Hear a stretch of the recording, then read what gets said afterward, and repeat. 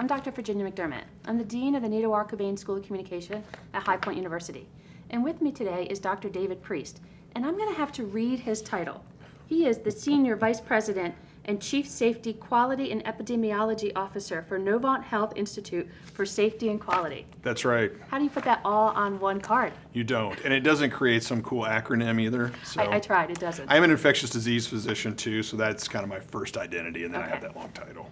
Well, thank you for coming today. Absolutely. We really want to talk about what, as a university, we can be doing to prepare for our students coming back to campus. Like universities around the country and around the world, we face some big challenges, but we think here at High Point University we've managed to address most of them. Great. So I'm just hoping that you can give us some insight into coronavirus, what's happening, and what we know now that we did not know 2 months ago, and maybe what's coming at us in the next 2 months to help us prepare. One of the important ways we're protecting people is maintaining social distance. So you and I are sitting further apart than we would normally. Sure, absolutely. And I recognize we're trying to prepare for that thing that we cannot prepare for. That's right. And it changes so quickly, although we've learned a lot in the last few months, which is really, really helpful. Early on, I was writing memos to our organization, and I would push send, and an hour later, they're out of date. Yes. So we've settled down from that a little bit at least. And we've talked a little bit about some of the stuff that we know now and how it should inform what we do and how we can ensure the safety of our students, our faculty, our staff,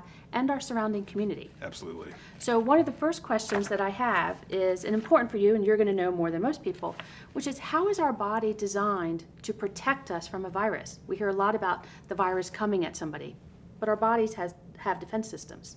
That's right. So it's really your innate immunity that really speaks to your ability to fight off a virus. It speaks to whether you even have symptoms if you become infected with one. And there are a lot of variables that go into that. It's not a matter of we all have the same immune system and everything's okay. So how big the dose of virus you get plays a role. Your genetics play a role. Your age plays a role in how well your immune system fights things off. Your blood type may play a role. That's something we've seen in the media lately. Whether you have other medical problems, whether you're on medications that suppress your immune system. So every person has kind of a different profile as it pertains to their interaction with the virus. And then really your immune system is made up of all sorts of white blood cells, T cells, B cells, things that make antibody. So there's all of that. And then the interaction with that particular virus and your lungs or your skin or your eyes or your nose. So there's so many variables that go into it. But in general, our immune system does a wonderful job in fighting off almost every virus. Of course, the issue with this one is it's a virus none of us have seen before. So we're learning. Absolutely. But one of the things I've been impressed with is hearing about how our bodies are really designed to protect us from this, and they're pretty much champs about trying to offset any of the negative effects. But we talk about viral load and all of those elements that we want to begin to control for, which is where a lot of the safety features come in. Yes. So within that, we know more now than we did. Given that, what do we know now about how COVID is most likely to be transmitted? So early on, there was all sorts of concern about how do people get this virus? What about things on surfaces? How far does it fly through the air? As the dust is settling, figuratively and literally, we really believe that the most dominant form of transmission of COVID virus is really droplets. Right, so and that is an airborne thing. Some people confuse the issue of airborne and droplet. In the medical world, droplet generally means the virus gets on respiratory particles that spread really in the 6 feet or 8 feet around you. Okay. And in our world, airborne is something that goes much farther away from you. So while droplet is airborne, it's really airborne in the area around you. There's always concern about what about surfaces? We clean all these things, we do all these things. We don't really think surfaces play a major role in transmission of the virus. It doesn't mean it couldn't happen. I'm not saying don't clean surfaces. Right. You have to wash your hands because you don't want to get a virus on your hand and then touch your eye or something. I think surfaces are less important than the droplet. We also get the thing where people say, well, I saw this thing on the internet. And they did a study where they put a jet propulsion engine here and they shot virus down the hall, and maybe you could get it down the hall. There's a difference between what can be shot down the hall with a fan in a study and what happens in real life. And whether even if you shoot virus down the hall, is it enough of an inoculum or enough of virus to make you sick? Right.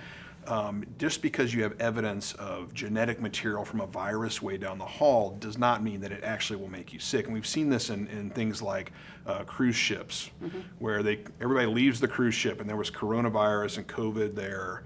and then 3 weeks go by and they go in and swab the wall and they find evidence of coronavirus, genetic material, and oh my goodness, could that make people sick? Generally, it's not. So really the things we got to focus on is keeping people away from our respiratory secretions in the 6 or 8 feet around us at all times. Okay.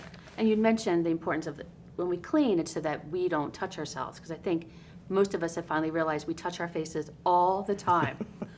We do. And until you told me that, I didn't realize that, and then we keep doing it on and on and on. Yeah, so it's a really hard thing not to do. I would have thought, I don't touch my face very often until they said, Yeah. don't do it, and then Right. my hands are all over. Well, one thing about masks, it may keep you from touching your face, but then you see people touching the masks all the time. So it's really, we'll talk about masking, I Yeah. know, but it's really get the mask in your face and then try to keep your hands off it as best you can. Now, given what we know, who are the people who are most at risk from the negative consequences of coronavirus? So age is a big thing. I think if you start looking at who is more likely to get coronavirus, who's more likely to be admitted to the hospital, who's more likely to go to the ICU, and who's more likely to die, older age is always the biggest factor in that. I mean, you're over age 65, your risk is much higher than somebody younger. It doesn't mean it couldn't happen to somebody younger, but that's a big risk factor. Chronic medical problems, diabetes, heart failure, what we call COPD or emphysema. Those are all, again, medical problems that add up, can potentially make you more susceptible. Anybody who has an immune system issue because of a disease they have or a medical problem they have, or they have an immune system issue because they take a medication that suppresses the immune system to treat something, all at more risk. And the issue with this is it's an interesting virus because it can cause anything from nothing, people have no clue they even have it, Right. all the way to death, and all these things in between. And so we learn, and a lot of that happens because of that individual's interaction with the virus. I mean, when you get an infection, sometimes it's the actual virus that's making you sick, but often it's your body's over-response to the virus, the inflammation that's created. So anybody who's older, has those chronic medical problems, immunosuppressed, much more likely to have symptoms from COVID and to die from it. And so, learning that, if you think about a college student population, and I know you can't give us a number, would you think that these students are at an elevated risk for a traditional 20-year-old college student? I think their risk is lower, but it's not zero. Okay. So if you look at the national numbers around this age group, you have a population of 5,000 students on a campus, and let's say 10% of that population gets the virus, well, that's 500 people. Right. Now, it's much higher if you're over age Right. 65 or certainly over age 85. We found that when you're in nursing homes, any kind of congregate settings where people are there that are vulnerable, it can spread like wildfire. So in a population like this, the risk to severe disease and death is low in someone who has a normal immune system and no Right. health problems, right? But in every population, even in this age group, there are people that have diabetes, or maybe they have lupus and they have to take a medication, or they take a steroid or something. So we have vulnerable people among us, even in age groups that traditionally don't have the same disease burden as somebody that's older. So that's an important reminder that even on a college campus with mostly young students, we need to be vigilant in our Yes. safety precautions Yes. in what we do. And remember, there are a lot of people on the college campus that aren't students, right? The faculty and the staff and all the people that work here, all the great things they do and how they support the student life and everything. There are all sorts of people on campus. And I think if we're not careful about protecting them as well, then their risk is going to be higher than the typical college student. One of the things that we've seen is how far, like you talked about the jet propulsion, how far when somebody sneezes it might go. And that's, to me, worst case scenario. I like to hope that people cover, but you're a doctor and I think you know people don't always cover their mouth when they sneeze. But what is the distance that you think we should reasonably be keeping? And I'm going to ask you first to talk about inside, because we know inside is different than outside. Yes. And then outside. So the general rule of thumb is 6 feet. I think you have the ability to go a little farther than that. It's not like the virus says, oh, here's 6 feet, I'm going to stop here. Or the respiratory droplet thinks, yeah, there's a wall here, we'll stop at 6 feet. So I think the farther away, the better. I mean, for all the complication of medicine and the interest, the infectious disease and immune systems and all that, at its core, this is a virus that spreads between humans. When the humans are close together, they spread it between each other. When they get farther apart, it doesn't happen. It's really as simple as that. So whether it's in an indoor setting or an outdoor setting, we want to keep distance. Now, indoor is I think, more vital, because I think what we're finding is the risk of this spreading are in settings where there are a lot of people inside, they're not taking precautions, they're not socially distancing, they're not wearing masks, and they're inside for a long period of time. that is where the big outbreaks occur, whether it's a meeting or a nursing facility or even a choir in Seattle. You may have heard that. People are singing and they're in a enclosed space. Outside is different, thankfully. And we're learning that through some of the protests we've seen around the country, where actually to date, and this could change, the data has been that there hasn't been a lot of spread at those protests if people are masking. Right. And it's because outside is a different animal, to your point. You're able to get a little farther apart. There's breeze blowing. So if I sneeze something out and I put all these virions into the air, the breeze may take them away. It doesn't mean we shouldn't socially distance outside or wear a mask outside, but the risk is much less just because of airflow and other weather conditions that could affect it. Okay. Now, if somebody's walking outside, and so inside, clearly, we're going to want to be wearing masks, both students and professors and staff, because we're inside. If someone's walking across campus, should they be wearing a mask if they're the only person walking down the promenade? Yeah, so this is a tough question, really. It really comes back to who might you interact with on the way, right? If you're literally the only person on campus that day, you're probably fine. There's a lot of social distance there, right?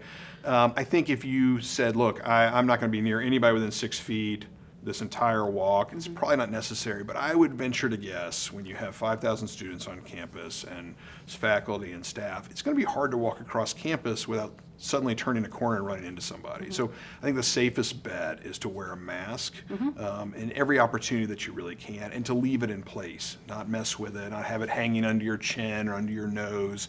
But you're right, if you have a really appropriate social distancing and it's really far away, masks don't play the same role as they would when you're closer together. You're talking about the right fit for a mask, and that's one of the things at the university we've really tried to think about. Is I know they brought in a variety of masks to test them, to figure out it's not just giving someone a mask, it's giving them a mask that they're going to wear. What would your advice be about the fit of a mask? Yeah, so there are a lot of them out there. I've found some great websites. You can get almost anything printed on them. I've seen anything. And so I think there's that piece where you say, I don't really want to wear a mask, but I'm going to make it kind of interesting, or I'm going to make a statement, right? Make a political statement with it. Make a sports statement with it, whatever you want to, put High Point University on it, whatever you want to do. Hey, that's an idea. Maybe we'll put High Point University That's on right. the mask. And you make them purple, or whatever you want to. There are all sorts of things you can say, and we just want it to be part of the culture. But it's got to fit properly, right? So if you have a little smaller face and you get this one-size-fits-all mask and there are big gaps in it and you can feel air flowing through it, that's not what you want, right? You need to really cover your nose and mouth. Sometimes you have to adjust. You have to get little rubber bands or other devices they make now that can pull the loops around your ears to really give it as snug a fit as you can. We understand it can be uncomfortable. People aren't used to it. In medicine we have to wear masks. We had to wear masks beforehand. We're kind of used to it. I wasn't used to wearing it all around. I've kind of gotten used to it. If you get the right one that fits you and it's comfortable, you get a little airflow. You just have to kind of make it part of your day-to-day and try to get used to it as best you can. Like so many things, you do get used to wearing it. But I also assume that mask hygiene is important. So you've mentioned not touching it. If somebody has a cloth mask, do they need to wash it every day? Well, they need to wash it. The problem is CDC doesn't give a lot of guidance on there. It's kind of as needed. What I would buy a number of masks, maybe one for every day of the week. And then as you're doing laundry, throw them in. When you take them off by the ear loops in the back. Try not to touch the front. Throw them in your laundry. Wash your hands frequently. I've put some in my car. I have some at the office because invariably I want to walk out and got in the car and realized I didn't have one. But if I have 3 in my car and 3 in my office and 3 in my home, you just kind of rotate them through and you throw them in the laundry. When you're doing laundry. I think that's one of the things we're going to have to train people on is the mask hygiene, because I do it too. You take the mask off, you throw it on the table, and you pick it back up and put it on. Put it right back on. Rub it on your face a little bit, and there off That might you not go. that might not be the best practices for that. So, given the homemade mask, do you think those are okay? I think there are. There's great online resources for this. CDC.gov has some resources. You want 2 layers if you can help it. Okay. So I think a 2-layered mask, there are directions online on how to do that. Most of the ones you buy will be like that. I think those are a little better than just wrapping your t-shirt around your face or using a bandana. Now you could double up those things, but I think if you're trying to look at how well does a virion go through this material, having 2 layers is better than 1. And none of these are perfect, Right. but you're trying to slow it all down. So if a virus does get through, it's a few virions and aren't enough to make somebody else sick. Okay. That's good, and that's a good way to think about it. Is it's just giving you really a better chance against the virus by Right. slowing it down. Are there medical steps people should take right now to be minimizing the effects of COVID-19? I think it's be aware of your own medical problems and what medications you take, Okay. and what's there for your risk. Estimate your own risk, right? And be honest about it. You know, if you have diabetes, if you have other health problems that require immunosuppressing medications, talk to your doctor about it. And this is for every age group. I mean, my mother's in her 70s. She's had breast cancer. Every year she gets a respiratory thing that makes her ill, and she'd be at high risk to get this. I said, Mom, you got to stay home. Your risk is a little higher than maybe the general population. So, you know, even a college student has to think the same way. Do I have other health problems? Have I had trouble with infections in the past? Is there a family history of an immune system problem? And then judge your risk based on that, and then take your precautions. On the other end of the spectrum, you may say, I'm totally healthy. I'm never going to get this, or if I do, it'll be fine. That might be true, but if you were to spread it to somebody else who would not be Right. fine, that would be hard. And I think people don't think about that because often it's hard for us to trace exactly where it came from when someone gets really ill or has to be in the hospital or, heaven forbid, dies. But if you knew you were the source of that, if we could trace it back to one Right. person, you'd be devastated, right? And because we can't do that, people kind of Right. don't think about that. But, you know, say, hey, public health shouldn't be political. Sometimes it gets politicized. And so we want to say, hey, this is about the community at your university.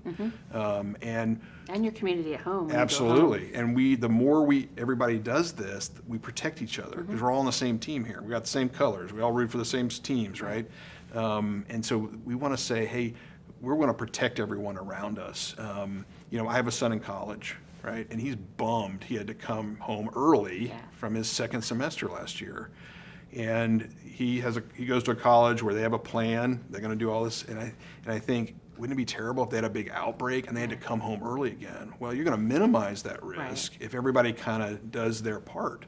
That way, you're more likely to be able to stay here, right? Heaven forbid something got so big it had to send everybody home. So, I'm trying to encourage people. You want to stay on campus this semester?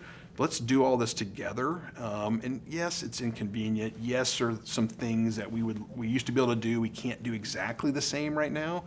But you know, look at this place. You got a lot of smart people in this building. They can figure out ways to actually get the work done and have fun and do all that stuff, even in the new world we're living in. And that is great advice, which is the more careful we are, the longer we can do the things we like to do.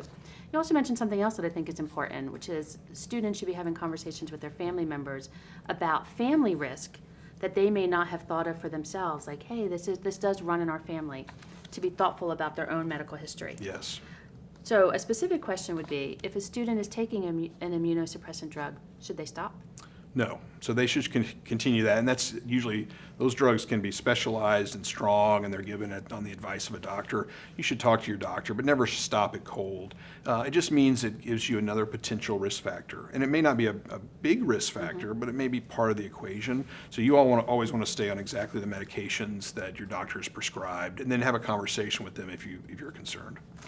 What do we know, or do we know at this point, the likelihood of reinfection from COVID-19? We don't, and this goes back to, once you have it, how protected are you? What do you make antibodies? Do you not make antibodies? And the antibodies we can test for, do they actually protect you, and for how long? So we know there are coronaviruses that cause the common cold that we were very used to before all this. Almost all of us have had all 4 of them. And people generally make antibodies and they're protected for a number of years sometimes. We don't know with this. So there are a lot of prevalence studies that are looking how many people in the community have an antibody to this. We check antibodies on some patients after they've had it, and we can say, yes, you have an antibody, but we don't know what kind of antibodies these are. We don't know if they're called neutralizing antibodies. You know, there's some you make that are just present and don't do a whole lot. They just reflect the fact that you've had the infection. And then there are others that we know neutralize the virus and keep you from getting it again. And so we don't have a great way of measuring all those right now. We can measure some and not others. We don't know how long they last. We don't know how protective they are.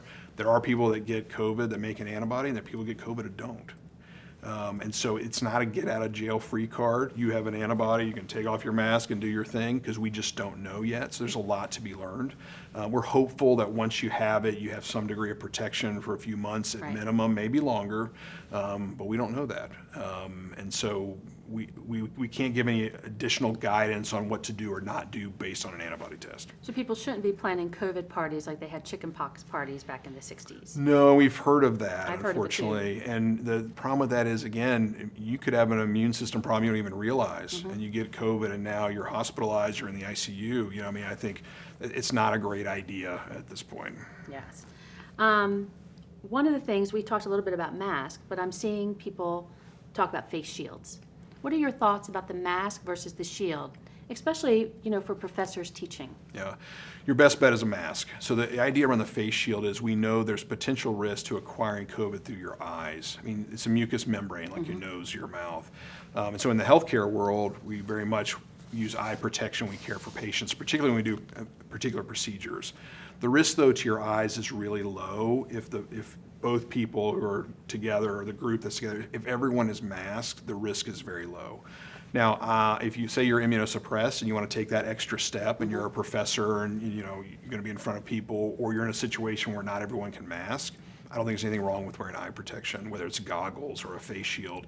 The issue is if you wear eye protection, just straight up glasses, there's too much space in around them. You'd need a goggle or a face shield. So they use I would not use a face shield in the absence of a mask. Mask is number one for everybody. It should be enough for almost anybody. But again, if you're in an environment with other people who aren't masked, you could consider it, particularly if you're at higher risk. Okay. When thinking about wearing the mask, or in the addition to a face shield or just on its own, let's imagine a university situation where a professor or students are on stage, and then the rest of the audience is out, and they're 12, 20 feet away. Should that speaker still be wearing a mask? I think it really depends on the setting, right? I think if the speaker is singing, it's going to be hard to wear a mask, but I think there's a potential for the droplet to go farther. So you have to think about what's the social distancing there. I think if someone's at a lectern and they're lecturing, and there's enough of a distance, they can take a mask off in that setting and speak, and then put it on when they leave, as long as there's enough distance between that speaker and the audience. Would you be able, if we think about students coming back, and you're right, we're going to have about 5,000 students on campus, should we be planning for a percentage of students who might become infected and require hospitalization? It's hard to gauge, right? So the way we do this is we say, what's the total population, and what's their age, and who has other medical problems or immune system issues. And then if you look at national statistics, then you can start to do the math, right? And it then depends on what percentage of those people get it. And the downstream effect of hospitalization, ICU, and death, all is dependent on what percentage get it. So if we mask well and socially distance well, and the percentage of positives you have in a semester is low, then you're not going to have anybody who dies. But let's say, again, 10%, right, get it, and then you have 500 people who have it. And then if you start doing the math for that age group, you say, well, that means probably 15 people would be in the hospital, and that means probably 3 people would go to the ICU. So that the percentage of people that get it that's the risk factor, right? Whatever that number is, drive it down as low as you possibly can. You want it in single digits or less. And the more everybody wears masks and socially distance and thinks through all their activities and does the right thing, that number will be low, and you won't have that downstream effect of complications. In other words, we cannot get complacent. No. And so. Not the whole semester. And it's hard. I know people are tired of it. Heck, I live COVID every day. I eat and breathe COVID. I'm tired of it, but we can't quit now. We're just not there yet. I mean, I've heard people say, I saw in a national article, if this is a baseball game, COVID baseball game, we're in the second inning. Yeah. So we got a ways to go. So one of the things the university is planning to do is we're actually starting a week early. We've canceled fall break. We've canceled any other break. So the goal is to keep students on campus. We're going to complete face-to-face instruction before Thanksgiving. Let students go home, move exams online. What do you think about that plan? I like it. I think universities are taking different approaches. I think it all goes back to the principle of we don't want people leaving for various breaks and going around the country and coming back. I'm sure you have students from this area, but from all over the world, right? And they would go home on a fall break or on Thanksgiving, and they would come back, raising the prospect they could bring COVID with them. So I think the principle of starting early, getting it in, let's all stay here, do all the work we need to, and then when we leave, we're leaving for a while. I think it's a great idea. Now, some universities do it different ways. I think it'll be interesting for everyone to compare notes, but I think the principles are often the same, is don't have this in and out of campus. And that'll really reduce your risk of bringing COVID back here. And the hard part is the in and out is that we're also going to minimize the number of people who come into campus. So the big community events we probably won't have this semester, which will change it, but allow us to build community in different ways, which is, it's a great test of creativity. Yes, And it is. thankfully, Yes, it university is is. good at that. So if you were giving advice to a student, and we know there's lots of symptoms. I take my checklist every morning. What symptoms for a young, healthy person? Because I have to be honest, some of them are like, have you been sneezing? I'm like, I have allergies. So Yes. what symptoms should make a student aware to say, I need to think about this and maybe go get a test? Yeah, and this is hard. And because those ACE2 receptors are on so many parts of us, the symptoms are all over the board. Your COVID toes, right? And sneezing and coughing and fever and headache and kidney trouble, and like it's all over the board. Stroke, it's all over the board. I think fever and respiratory complaints are still number one, right?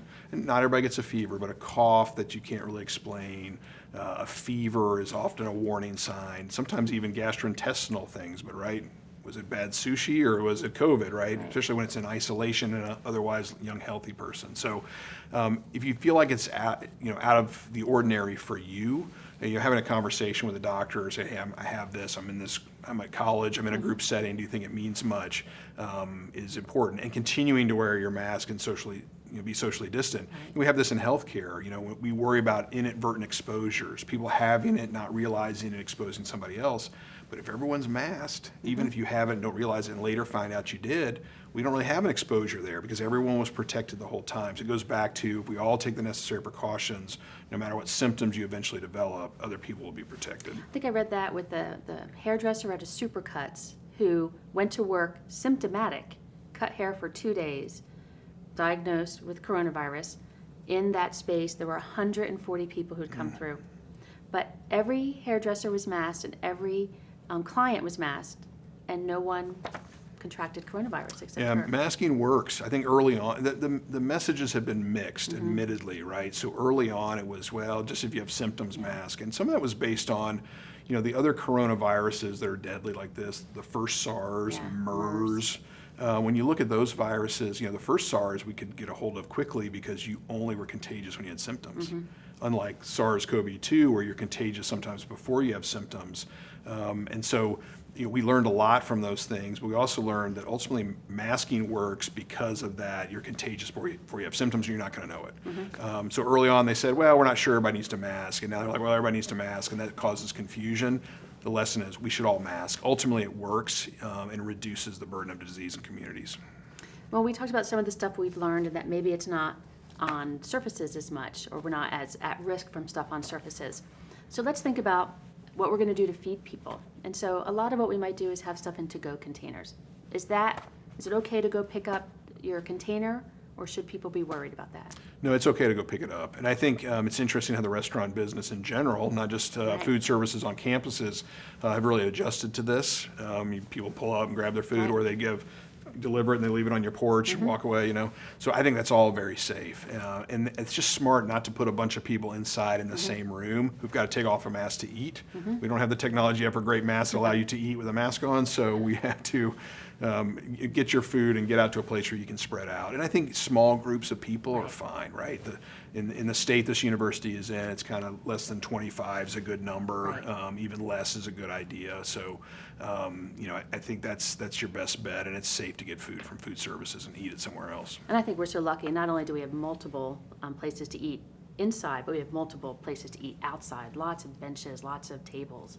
So students, faculty, and staff will have lots of choices about maybe where to take that food that they're eating. We also have emotional support animals come on campus. So I think we've now learned that animals don't give you coronavirus, but could they transmit coronavirus to somebody else? It would be really, really rare. You do see occasionally these case reports. It's unclear how valid they are when you hear about a dog in Hong Kong has given somebody SARS-CoV-2. In general, I don't worry about animal transmission much. Again, this is a fast-moving situation. I may have just sent a memo that I'll have to change later, but in general, I don't think that's a high risk, and I think the benefits to those kind of animals far outweigh the risk as it pertains to COVID. So some of the other stuff that we're trying to do is have a well clinic and then like a sick clinic. So if students suspect that they have COVID-19, they go one place, but if they just need a flu shot, they go somewhere else. Is that a good strategy for a university? It is, and it's a good strategy for healthcare in general, right? So we do that in our own clinics and in our hospitals where we screen people if you have symptoms. We had specialized centers where they could go to be tested and evaluated, and allows us to kind of keep folks who have other medical issues able to do what they need to do. And what we don't want to do is we don't want people to delay other medical care because they're worried about COVID. And we've seen that nationwide in our system. People who really need to see their physician don't want to do it because they're concerned about COVID. And the healthcare systems that I'm associated with and others around us have taken extraordinary measures to keep people safe. New ways of having the waiting room, what it looks like, the barriers between people, the hand hygiene, the mask wearing, specialized places to go to be tested are all part of the equation. And I think we're seeing people slowly starting to get back to their normal medical care. But on a university setting, I think the same thing applies. If you have a symptom that's not COVID related and you need medical care, you still need to do it. Just know that they're taking all precautions to keep you safe. Other things we're doing is looking at buildings and designating some stairwells for up, some stairwells for down. I think that makes perfect sense. But what's your advice to anybody with elevators? Our elevators, maybe they're 6 feet across. Yeah, these are tough, right? It's an enclosed space. The interesting thing is hopefully you're not on the elevator 10 or 15 minutes, right? So the way COVID gets transmitted is close proximity, not wearing masks for 10, 15 minutes or more. So a 1 minute elevator ride where everyone is masked, I'm not concerned about that in the same way. If you get stuck on an elevator, that might be a different equation. So I think you can use elevators. It might also be a great opportunity to get some exercise and take Don't the say stairs. it, though. I don't know what the tallest stop building here and is. take the elevator. Yeah, I mean, if you got a 50-story one, that might be a problem. But for the most part, maybe take the stairs. Darn it, I was hoping you would say, Yeah. oh, no, you're fine. You don't have to take the stairs. Jenny? So the last question I have for you, I don't know if you can answer it. I don't know if anyone can answer it. What's the progress on a vaccine and the likelihood? People are talking about January, but that sounds like it was just, well, all the rhetoric is, that's the earliest possible it could be available if everything in the world went right. Where are we now? There are a whole bunch of companies trying to figure this out with a variety of approaches. And so it'll be interesting to see the first approach that makes it through, right? I think January is early. I think you're probably looking at next summer. I hope I'm wrong. I'll change my memo again and do something different. I hope I'm wrong because we need it. The other thing is it's got to be safe, right? I think you already hear people say, well, we don't rush anything. We don't. And I think the FDA is going to have to say, hey, we want to prove this is safe. It'll also depend on what technology is used to make the vaccine, right? If it's a technology we've made a bunch of other vaccines with, then we feel more confident in its safety profile. If it's something with a brand new technology we've never seen before, we have to think about that too. Yeah. And I don't think this really ends until we have a higher percentage of the population that are immune. So right now it might be 5%, but we got to get to 60 or 70%. Be thankful it's not like the measles where you got to get over 90%. So we have either people have to get it or we have to have a vaccine or we have to have an antiviral therapy that you can instantly take care of it. So all that's to say is I think the vaccine is probably a year off. And it's got to be safe. But it'll be key to this to get 60% or 70% of the population immune because that's when we'll see the lack of spread and life will be more normal again. So in other words, what I'm hearing is that there's a lot of things we can do to protect ourselves. We're doing a lot of those, but we're going to be doing them for a little bit of time. I think so, unless something unexpected happens, and with this virus, you never know. You never know. We might be back here in July or August. Let's hope not. Well, let's hope so. Let's hope so. We have to get rid of it. You're thing. right. Yeah. Really great thing coming. Yeah. Well, thank you very much Absolutely. for your time. Do you have any last bit of advice to give to parents who are getting ready to send their students to campus? Yeah, I would just remind your student, we're all in a community. Let's take care of each other. Let's wear masks. Let's wear masks consistently. Let's wash our hands. I think some people think, boy, 2020 is about the worst year we've ever had, right? A lot of bad things have happened in 2020, but it could be the best year if we learn from them, right? If we take these bad events and say, you know what, we're going to take care of each other a little bit more than we used to. We're going to listen more than we used to. We're going to, support our brothers and sisters of color in a way we haven't before. And part of that starts with taking care of each other and wearing a mask, right? So college is a wonderful experience. I feel bad if folks can't do it. I loved my 4 years. And so the more we do those things, the more you're going to be able to come on campus and be part of the community and get through the semester. And let's learn from all this, right? Maybe 2020 stinks, but it was the start of a lot of great things in our race relations and our healthcare, our public health. Let's be more prepared next time this comes through. So all of that, I think, is hopefully a vision that a place like High Point University can cast for a group of students that are coming. Thank you. That's a wonderful final message, and I hope that we all hear it and remember it, that we're in this together, and that the mask wearing, as problematic as it might feel for some people, is the ultimate symbol that says I care about somebody else. And buy one with something fun on it and have a good time with it, you know? Or something that says High Point University. Yeah, that's exactly right. I suspect Pays we'll to be giving them to advertise. people. Thank you for coming to campus. Sure. And I look forward to talking with you again soon about good things happening. Yes. Thanks for having me. Thank you.